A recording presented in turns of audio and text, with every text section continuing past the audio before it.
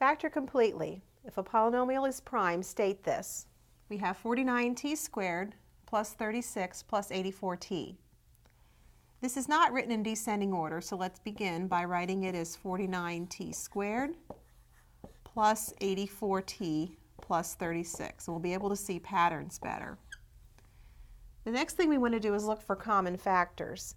Now, 49 is 7 times 7, and 7 does not go into 36. So that's one quick way of checking to see that we have no common factors.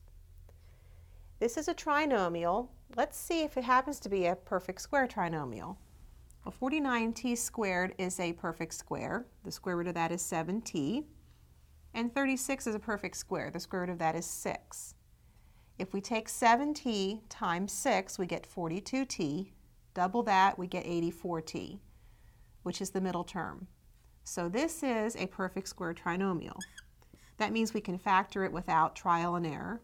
We just write the square root of this, 7t, the sign plus, and the square root of 36, which is 6, and then we square it. If we multiply this back out, we'd find that we have the original polynomial.